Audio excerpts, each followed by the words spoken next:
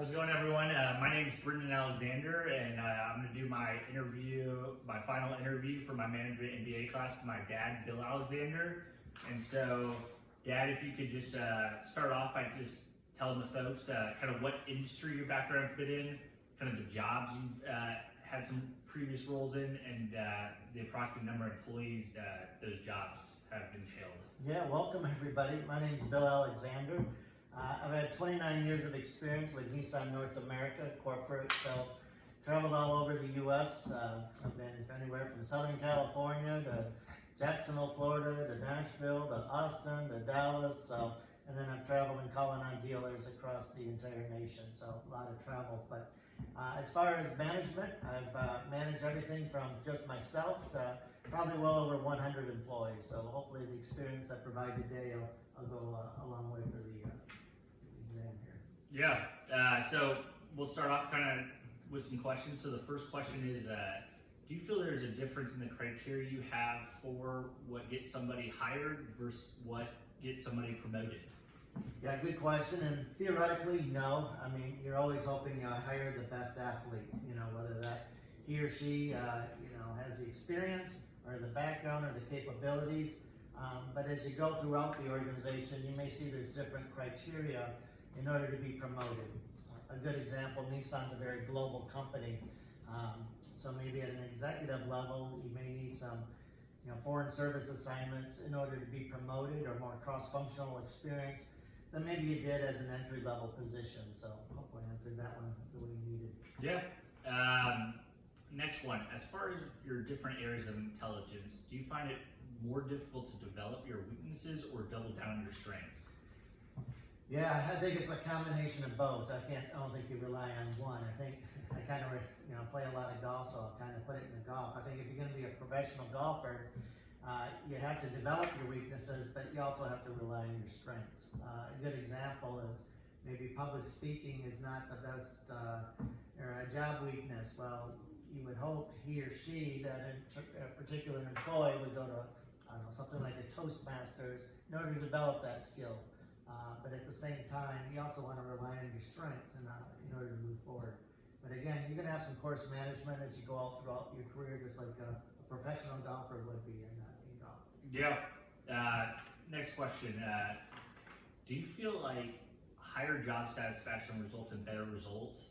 What else is anything you feel is a consequence of job satisfaction?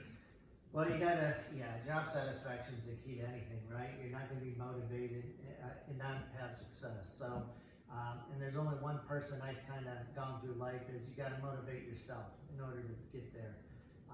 You would hope the people around you, even if you're managing, will feed off that. But if you can come in and show every day that you're motivated, you're happy to be there, you're going to do the best capable job you're doing, you hope that kind of parlays up throughout the organization. But at the same time, that's how you're going to have job satisfaction. Okay. Definitely. Another one is, what is the most effective way to bring a new team member on board? Any examples that have worked well? Yeah, I think it's each person's going to be different. Each situation is going to be different. I think you got to develop a team, attitude going into it, right? So you want to get everybody involved with that particular individual. But I also go back to situational leadership. Each person's going to be different how they want to be brought on board, and hopefully you identified that.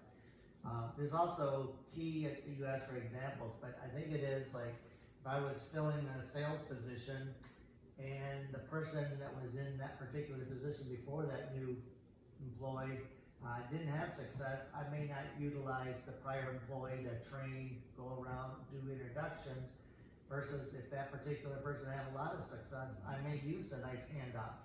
So it really depends on the situation, but I think the biggest thing is how you make sure you foster a team environment as you bring anybody new on board.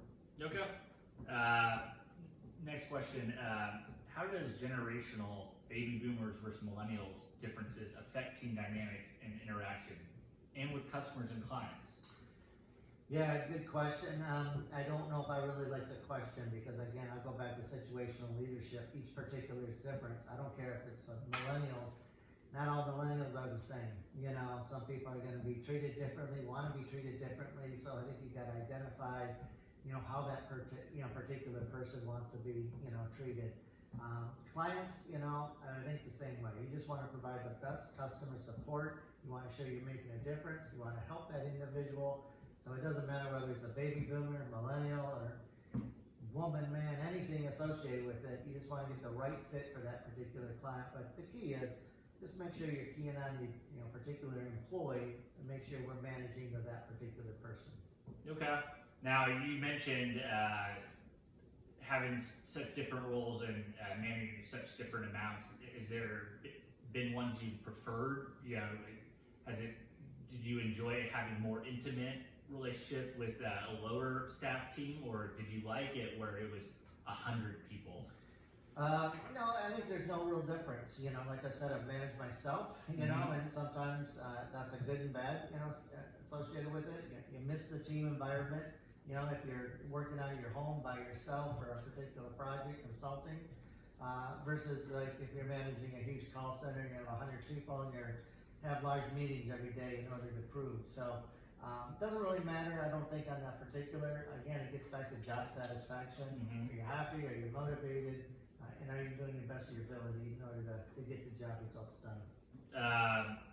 Now, with so many years of managerial experience, has there been maybe some life lessons you'd like to give for some of the classmates who might not have as much managerial experience?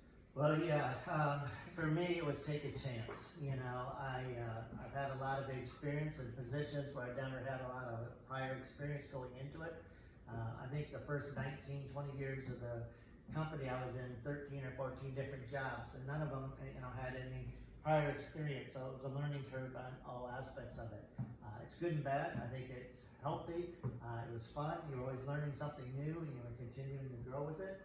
But then I've also been in positions where I've been in 7 years in the same position, and I've liked that every one of them. So the big thing, again, I think you touched on job satisfaction in one of your questions, but if you're happy in a particular job, he or she doesn't want to be promoted. Maybe she's just happy, or he isn't happy in that particular position. Okay. And I guess trying to think as far as the automobile industry. I mean, with it being having such like Nissan being such a large corporation. Is it hard to delegate work down to that staff? No, not at all. And I don't like the word delegate, because I think you show a part, be keyed into the project associated with it in order to have results. But no, I mean, we've always had a very team environment, everything from a Hoshin board to a good example is Ocean Economy, where missing a particular objective, how do we pull in every single aspect of the organization in order to accomplish our goal? So no, it's not at all.